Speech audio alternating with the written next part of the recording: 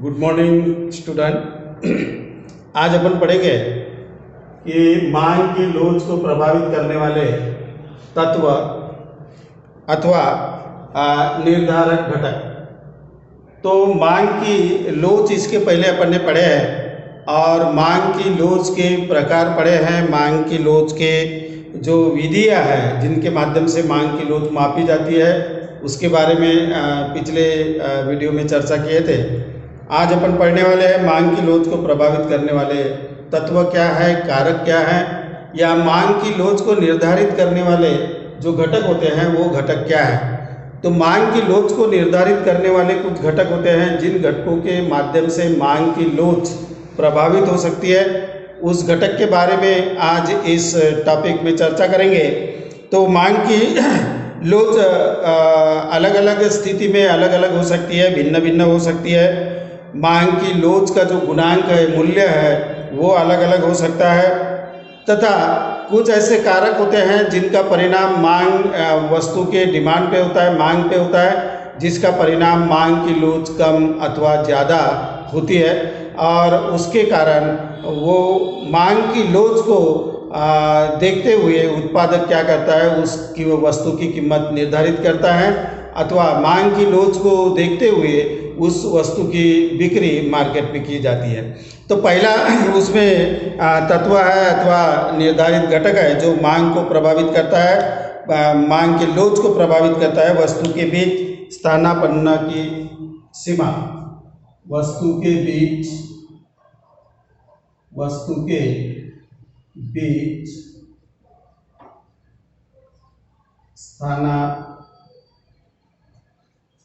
स्थानापन्न की सीमा।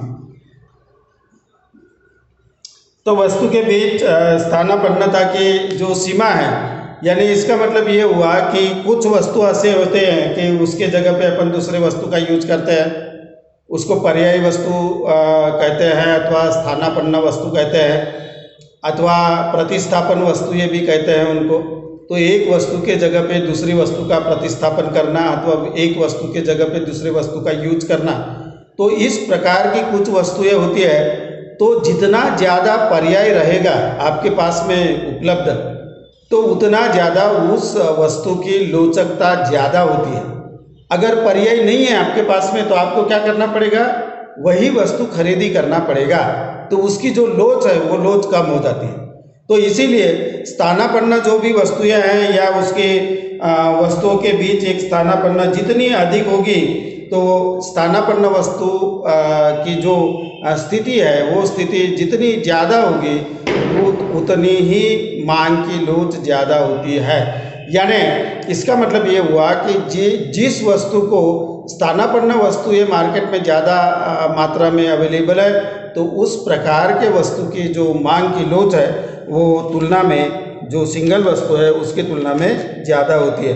वस्तु की प्रकृति, तो नेक्स्ट है वस्तु की प्रकृति।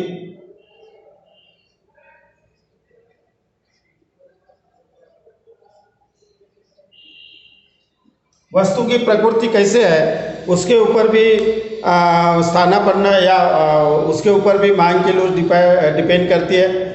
वस्तु की प्रकृति या उसका स्वभाव या उस वस्तु का जब यूज करते हैं तो उसकी यूज करने की जो स्थिति कैसी है, तो जो भी आवश्यक वस्तुएं हैं वो आवश्यक वस्तु मार्केट में वस्तु उसकी कीमत में ज़्यादा बढ़ोतरी अगर हो गई फिर भी उसकी डिमांड में ज़्यादा फर्क नहीं होता, क्योंकि उस वस्तु का उपभोग करना उपभोक्ता के लिए आवश्यक होता है। तो जो भी जीवनावश्यक वस्तुएं हैं या आवश्यक वस्तु है इनके संदर्भ में अगर देखा जाए तो इनके संदर्भ में मांग की लोच जो होती है वो अधिक ज़्यादा नहीं होती, तो ये मांग की लोच ये कम होती है। तो दूसरा अगर देखते हैं कि आरामदायक वस्तु के बीच मांग की जो ये होती है विलासित वस्तु के संदर्भ में आरामदायक वस्तु के संदर्भ में, तो मांग की लोच जो होती है वो ज़्यादा दिखाई देती है कि उस वस्तु की कीमतों में अगर ज़्यादा बढ़ोतरी हो गई तो डिमांड एकदम कम अथवा ज़्यादा हो जाती है। वैसे ही जो भी विलासित वस्तुएं हैं विलासित वस्तु में जो भी वस्तुएं आती है, जैसे एसी हो गया, टीवी हो गया, एंड्रॉयड टीवी हो गया, इसके बारे में अगर देखा जाए तो उसकी मांग की लोच जो होती है वो ये बाकी की वस्तु के तुलना में ज़्यादा होती है।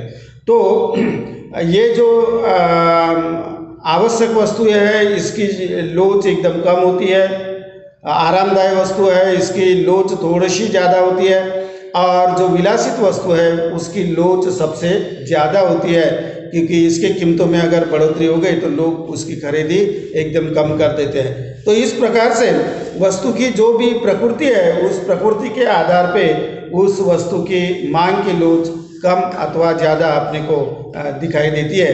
तो इस संदर्भ में जैसे जीवनावश्यक वस्तु के संदर्भ में अगर देखा जाए तो नमक और अनाज, इसके बारे में अपने को एग्जाम्पल देना पड़ेगा। आरामदायक वस्तु है तो इसमें आ जाएगा घड़ी, पंखे आदि की आवश्यकता होती है, तो ये आरामदायक वस्तु के इसमें प्रकृति में आते हैं। और विलासित वस्तु जो है तो वो कार, रंगीन टीवी की मांग अधिक लोचदार होती है। तो इस प्रकार से इस वस्तु की प्रकृति कैसे है उसके ऊपर भी मांग की लोच डिपेंड करती है। वस्तु के विविध उपयोग, नेक्स्ट है वस्तु के विविध उपयोग।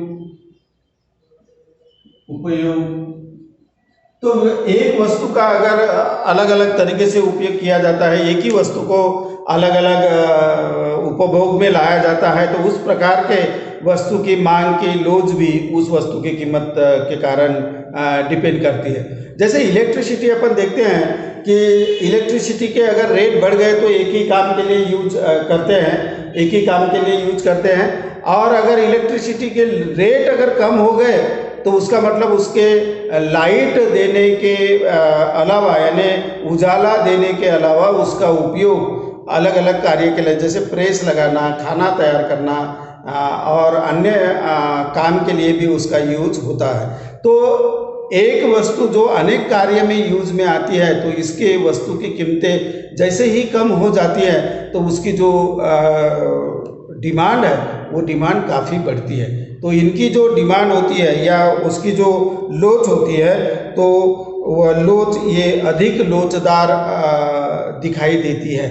जो वस्तु के विविध उपयोग होते हैं कि जिस वस्तु का विविध कार्य के लिए उपयोग किया जाता है, तो जैसे उसकी कीमत में बढ़ोतरी होती है, डिमांड कम हो जाती है तो अधिक मात्रा में लोचदार होती है, और जैसे ही वस्तु की कीमत कम हो जाती है तो उसका उपयोग पहले से ज़्यादा अधिक मात्रा में किया जाता है। तो इसकी जो लोच होती है ये अधिक लोचदार अपने को दिखाई देती है।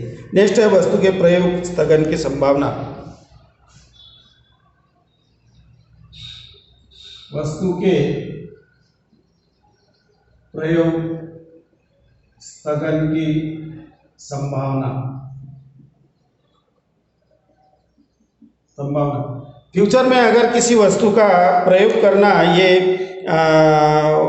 टाला जा सकता है या उस वस्तु को उपयोग में लाने के लिए अभी फिलहाल अपन उपयोग नहीं करेंगे, क्योंकि वस्तु की कीमतें अगर इस प्रकार के वस्तु की कीमतें अगर बढ़ जाती है तो उपभोक्ता क्या करते हैं, उसका जो उपभोग है वो टाल देती है, उसकी खरीदी एकदम कम कर देते हैं, और जैसे ही उसकी कीमत कम हो गई तो ज़्यादा खरीदी करते हैं। तो तुलना में अगर देखा जाए तो इस प्रकार की जो वस्तु होती है उसकी जो लोच होती है वो अन्य वस्तु के तुलना में ज़्यादा होती है, अधिक लोचदार अपने को दिखाई देती है। तो इस प्रकार की जो भी वस्तुएं हैं ये वस्तुएं अधिक लोचदार अपने को दिखाई देती है। नेक्स्ट है समय तत्व।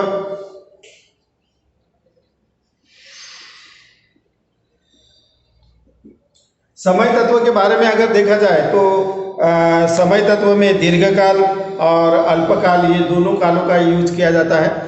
तो अल्पकाल में अगर अपन देखते हैं तो किसी वस्तु का उपयोग अगर अल्पकाल में किया जाता है तो उसकी, क्योंकि वो कालावधि इतना कम होता है, अल्प होता है कि वो कालावधि अगर निकल गया तो उस वस्तु का अपन उपभोग नहीं कर सकते। इसीलिए ये एक अल्पकाल में देखा है तो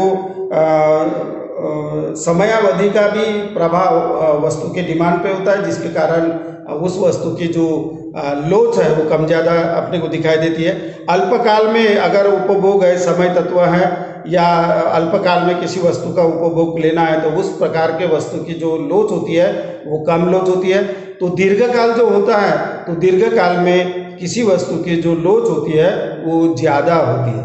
तो अल्पकाल में कम लोच और दीर्घकाल में ज़्यादा लोच अपने को वस्तु के संदर्भ में दिखाई देती है। नेक्स्ट है मूल्य परिवर्तन की संभावना। मूल्य परिवर्तन की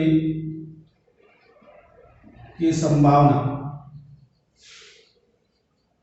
अब जिस वस्तु के मूल्य फ्यूचर में बढ़ने की संभावना है तो उस प्रकार की जो वस्तु है वो वस्तु एकदम ज़्यादा मात्रा में खरीदी करते लोग, यानी फ्यूचर में उस वस्तु की जो कीमतें बढ़ने वाली है, अगर ऐसे ही बात उपभोक्ता को पता चलती है तो वर्तमान में वो उस वस्तु की खरीदी ज़्यादा करते हैं।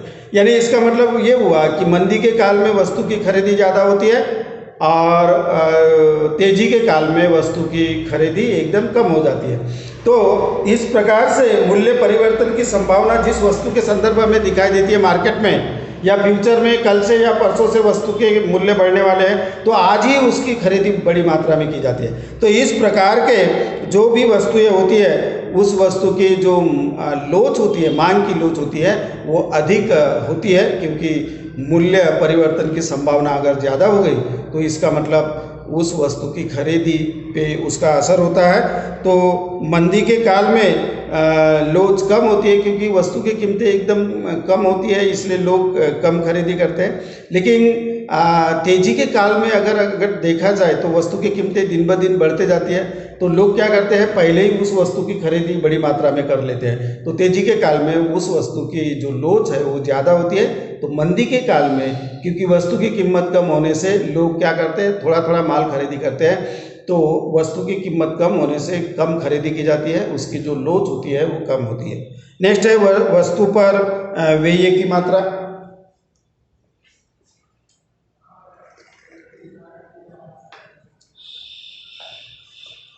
वस्तु पर व्यय की मात्रा।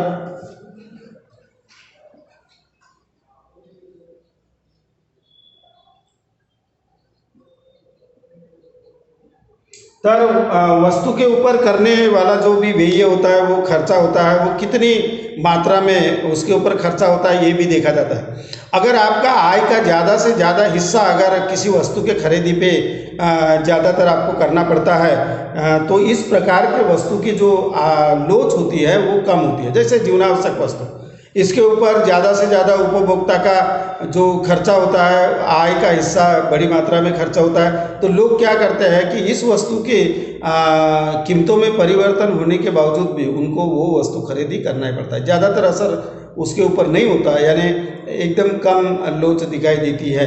तो जिन वस्तुओं के ऊपर अगर ज़्यादा अपने को खर्चा करना नहीं पड़ता, उत्पन्न का अपन कभी कभी उस वस्तु के खरीदी पे खर्चा करते हैं, तो उस वस्तु के कीमतों में अगर ज़्यादा परिवर्तन हो गया तो उस प्रकार के वस्तु की लोच अपने को अधिक दिखाई देती है।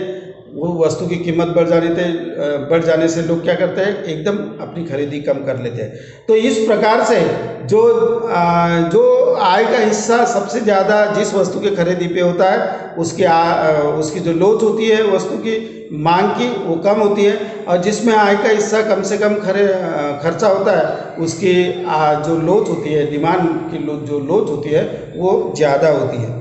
नेक्स्ट, उपभोक्ता का आय स्तर।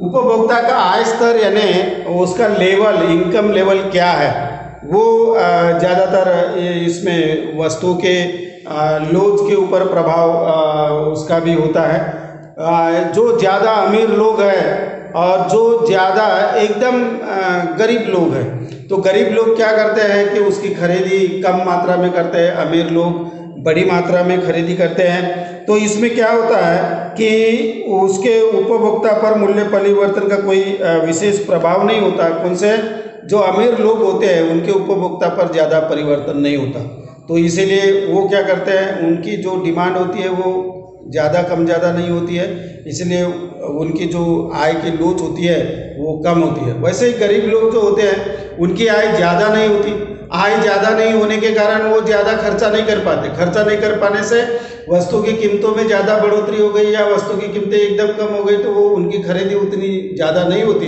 इसीलिए एकदम जो अमीर लोग हैं और एकदम जो गरीब लोग हैं, उन दो अगर कैटेगरी में देखा जाए तो उनके जो डिमांड की जो लोच होती है वो कम होती है। लेकिन जो मध्यम वर्गीय है, मध्यम वर्गीय अगर के संदर्भ में देखा जाए तो उनकी आय जैसे ही बढ़ती है वो ज़्यादा वस्तु खरीदी करते हैं और आय कम हो गई तो वस्तु की खरीदी एकदम कम कर देते हैं। तो इनके मध्यम वर्गीय अगर जो उपभोक्ता है उनकी आय की लोच अधिक अपने को दिखाई देती है, जो मध्यम वर्गीय है। नेक्स्ट है समाज में धन का वितरण। समाज में धन का वितरण, समाज में धन का वितरण कैसा है, समान है या असमान है? सबसे ज़्यादा लोगों के श्रीमान जो अमीर लोग हैं उनके हाथ में पैसा है या गरीब लोगों के हाथ में पैसा है? तो समाज में धन का वितरण कैसा है, असमान है या समान है? सबको समान आय का हिस्सा मिल रहा है क्या नहीं मिल रहा है? इसके ऊपर भी मांग की लोच एक प्रभाव डालती है। तो अमीर लोगों के हाथ में ज़्यादातर अगर पैसा हो गया तो उनकी खरीदी शक्ति बढ़ती है, गरीब लोगों के हाथ में अगर पैसा कम गया तो उनकी खरीदी शक्ति कम हो जाती है। तो आय का जो हिस्सा है या राष्ट्रीय आय है, नेशनल इनकम है, इसका अगर वितरण समान हो गया तो सभी की खरीदी बढ़ेगी। अगर ये वितरण अगर असमान हो गया तो इसकी जो खरीदी शक्ति है वो कम हो जाती है लोगों की, जिसके कारण आय जो लोच है, डिमांड की जो लोच है वो कम हो जाती है। और जिनका समान वितरण है तो उसमें जो लोच है वो ज़्यादा प्रमाण में देखी जाती है। तो आय का जो भी आय का समाज में धन का वितरण अगर समान है तो लोच ज़्यादा होगी, और अगर आय का वितरण अगर असमान है, कुछ लोगों के हाथ में पैसा है कुछ लोगों के हाथ में पैसा नहीं है, इस प्रकार का अगर कंडीशन है देश में, तो आय की जो लोच है वो कम होगी। और असमान होने के कारण और समान होने के कारण लोगों के हाथ में सभी लोगों के हाथ में पैसा जाएगा, इसलिए वो ज़्यादा मात्रा में खरीदी करेंगे, इसलिए उनकी जो डिमांड लोच है वो ज़्यादा होती है। नेक्स्ट है उपभोक्ता की आदत।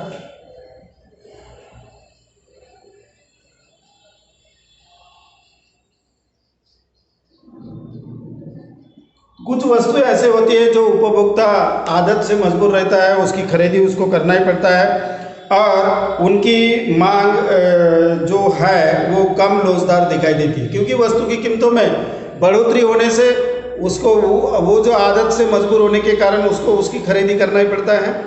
और आदतें वाली जो भी वस्तु है उसकी कीमत कितनी भी कम हो या कितनी भी ज़्यादा हो, जो भी आदत है वो उनको लगी हुई है उतना ही उपभोग वो करते हैं। तो आदत वाली वस्तु की जो लोच होती है वो कम होती है, लेकिन जो आदत वाली वस्तु नहीं है उनका जो मांग की लोच है वो अपने को अधिक दिखाई देती है।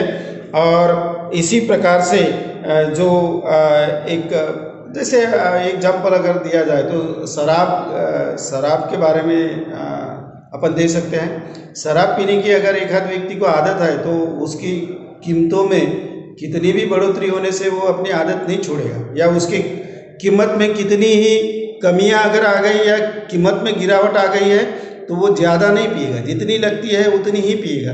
तो इसका मतलब ये हुआ कि आदत वाले वस्तु के संदर्भ में अगर देखा जाए तो मांग की लोच जो होती है वो कम लोचदार दिखाई देती है। तो इस प्रकार से ये जो बातें अपन ने देखे हैं ये सभी बातें मांग की लोच पे प्रभाव डालती है, जिनके कारण वो समाज में मांग की लोच कम ज़्यादा अपने को दिखाई देती है।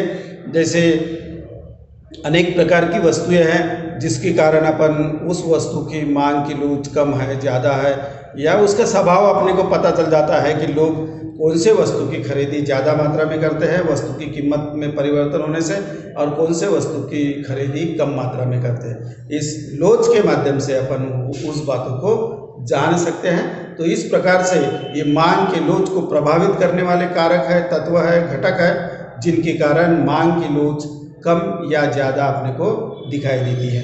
तो ये मांग की लोच के बारे में अपन ने पढ़ा है कि मांग की लोच को प्रभावित करने वाले कौन कौन से घटक है।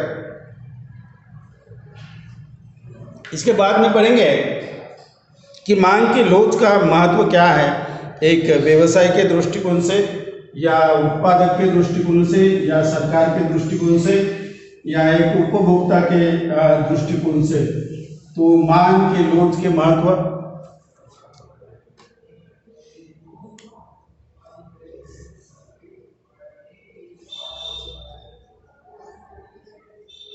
मांग की लोच का महत्व।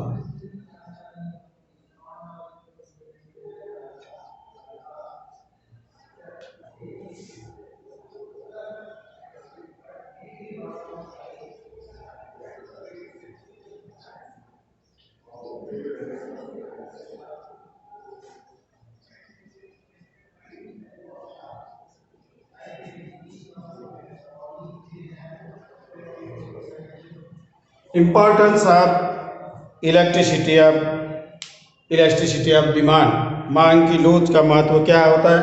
तो पहला है मांग की लोच का महत्व में पहला देखते हैं मूल्य निर्धारण में सहायक। मूल्य निर्धारण में सहायक, मूल्य निर्धारण में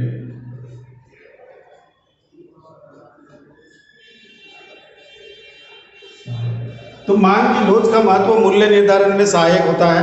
वस्तु की कीमत निर्धारित करते समय मांग की लोच को ज़्यादातर महत्व दिया जाता है या मांग की लोच को देखा जाता है। जिस वस्तु की कीमत अपने को निर्धारित करना पड़ता है या मूल्य निर्धारित करना पड़ता है, तो जिसके मांग की लोच ज़्यादा प्रभावित होती है, वस्तु की कीमतें कम अगर ज़्यादा होने से, तो उस वस्तु के कीमतों में अपने को परिवर्तन करना संभव नहीं है। क्योंकि थोड़ा सा भी अगर अपन चेंज कर दिया वस्तु की कीमत, समझो वस्तु की कीमत अपन ने बढ़ा दिया तो अपनी मार्केट में डिमांड एकदम से कम हो जाती है, या वस्तु की कीमत एकदम से कम कर दिया तो डिमांड एकदम से बढ़ जाती है। तो इस प्रकार के वस्तु के संदर्भ में अगर देखा जाए तो एक मूल्य निर्धारण करने के लिए कि मार्केट में कितने कौन से वस्तु के मूल्य अपने को बढ़ाना है और कौन से वस्तु के मूल्य अपने को कम करना है, तो इसके लिए ये निर्धारण करने के लिए मांग के लोच का महत्व ज़्यादा है कि कौन से वस्तु के मूल्य में ज़्यादातर परिवर्तन करना पड़ेगा।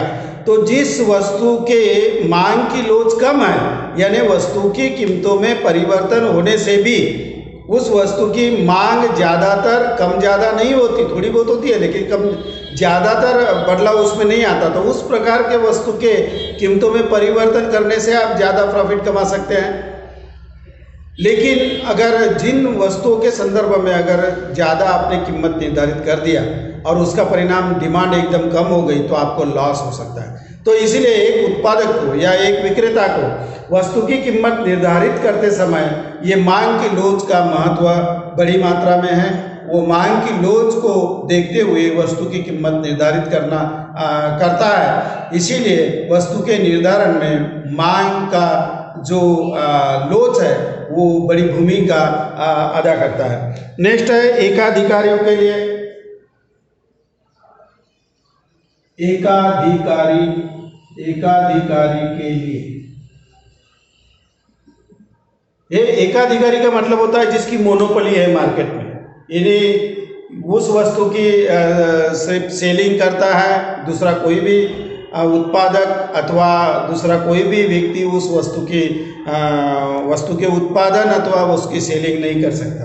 जिसको एकाधिकार मिला है, जिसको अधिकार मिला है उस वस्तु की सेलिंग करने का या प्रोडक्शन करने का, वही आदमी क्या करता है या वही व्यवसाय क्या करता है, उस वस्तु की या बिक्री अथवा प्रोडक्शन कर सकता है। तो इस प्रकार के एकाधिकारी व्यक्ति को भी वस्तु की कीमत निर्धारित करना पड़ता है।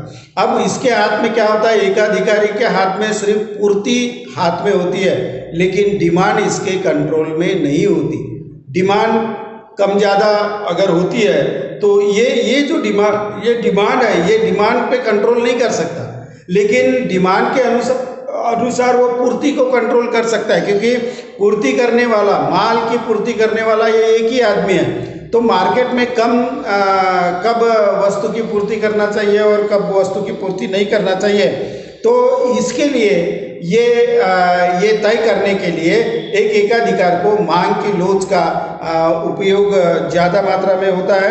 तो यदि वस्तु की मांग बेलोचदार है तो वो यानी लोचदार नहीं है, बेलोचदार यानी वस्तु की कीमत बढ़ने से भी डिमांड एकदम कम या ज़्यादा नहीं होती, तो इस प्रकार के वस्तुओं की कीमत वो अधिक रख सकता है मार्केट में।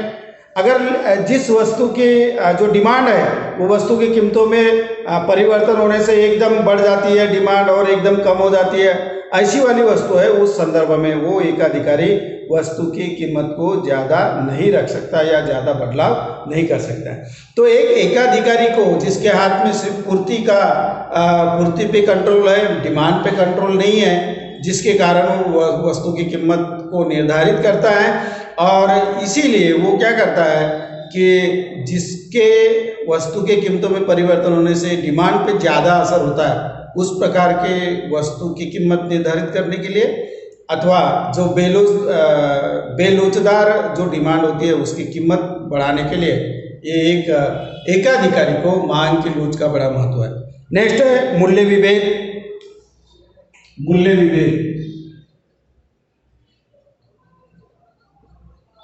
मूल्य विभेद करने के लिए ये मांग की लोच देखी जाती है। मूल्य विभेद का मतलब ये होता है कि एक ही वस्तु की मूल्य अथवा कीमत अलग अलग ग्राहकों से अलग अलग निर्धारित करना अथवा अलग अलग ग्राहकों से वसूल करना। तो इस प्रकार से जो मूल्य विभेद होता है, ये मूल्य विभेद करने के लिए ये मांग की लोच को देखा जाता है अथवा मांग के लोच का स्टडी किया जाता है, या मांग के लोच का महत्व एक विक्रेता और उत्पादक के संदर्भ में वो देख के वस्तु की कीमत निर्धारित करता है।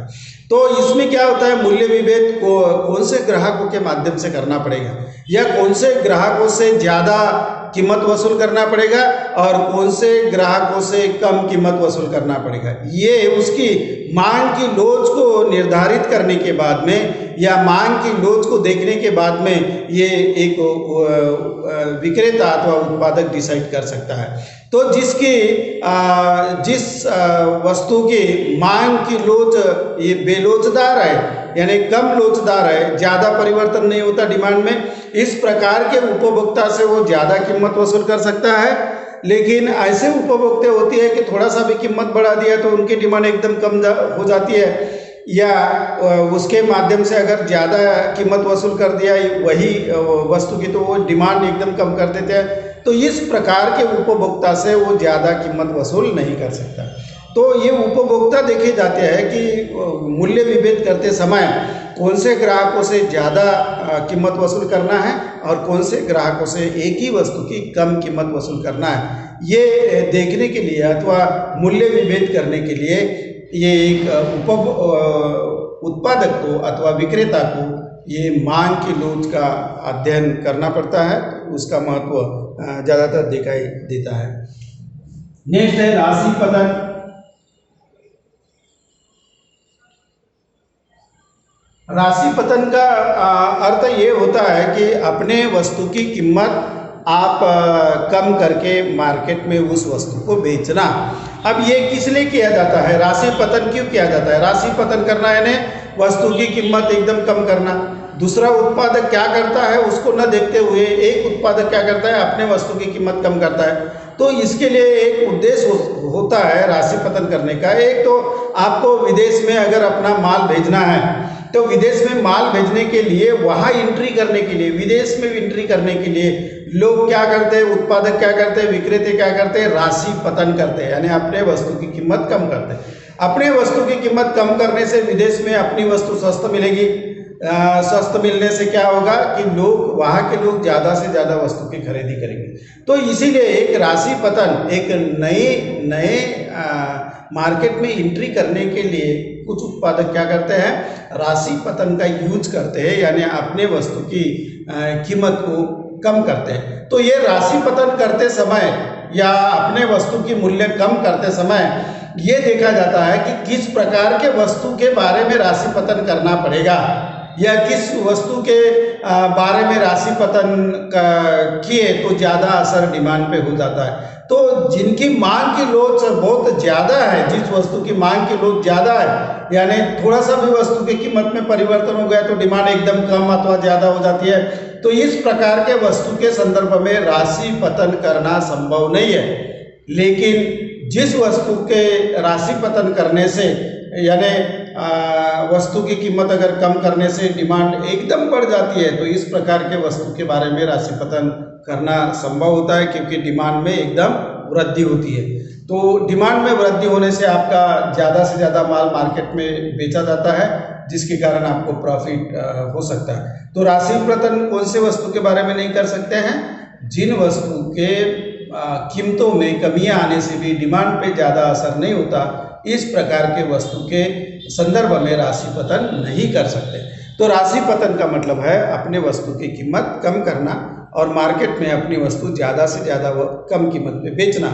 तो इस प्रकार के मार्केट स्थिति का फायदा लेने के लिए या नई एंट्री करने के लिए अथवा अपना माल ग्राहकों में प्रिय करने के लिए, या लोगों ने ज़्यादा से ज़्यादा खरीदी करना चाहिए, या एक कंपटीशन या स्पर्धा में अपन ज़्यादा से ज़्यादा पार्टिसिपेट कर सके, इसलिए राशि पतन एक उत्पादक अथवा विक्रेता के माध्यम से किया जाता है। तो ये मांग की लोच को देखा जाता है कि कौन से मांग की जो लोच है वो ज़्यादा अधिक है, यानी वस्तु की कीमत कम करने से डिमांड एकदम बढ़ जाती है, तो उसमें राशि पतन करना संभव है।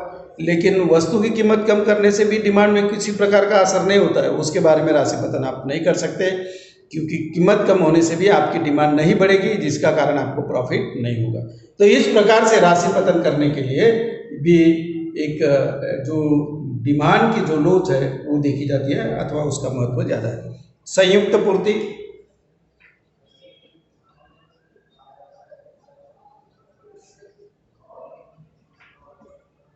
कुछ वस्तुएं ऐसी होती है कि जिसका एक साथ प्रोडक्शन किया जाता है या एक साथ मार्केट में उसको बेचने के लिए लाई जाती है।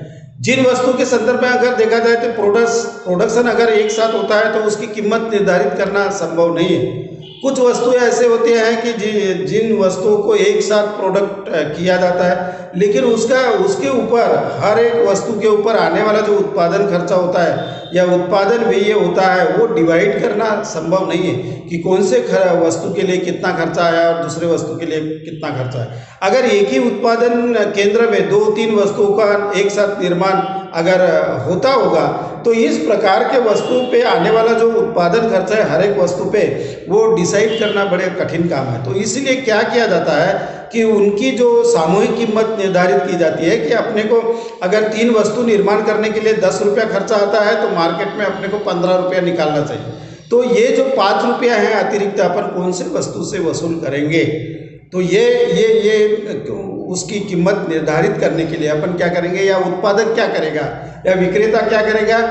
जिन वस्तु की 3 वस्तु अगर एक साथ निर्मित की गई है और अपेक्षा है कि 15 रुपये अपने को मिलना चाहिए, जिसके ऊपर 10 रुपये प्रोडक्शन कास्ट है, तो इस वस्तु के संदर्भ में वो 3 वस्तु जब मार्केट में बेचने के लिए लाएगा तो जिस वस्तु की मांग की लोच ये ज़्यादा है, यानी वस्तु के कीमतों में ज़्यादा अगर अपन ने बढ़ोतरी कर दिया या ज़्यादा रखी वस्तु की कीमत, तो उसकी मार्केट में खरीदी ज़्यादा नहीं होगी या लोग ज़्यादा नहीं खरीदेंगे, तो उसकी वस्तु की कीमत को कम रखना पड़ेगा।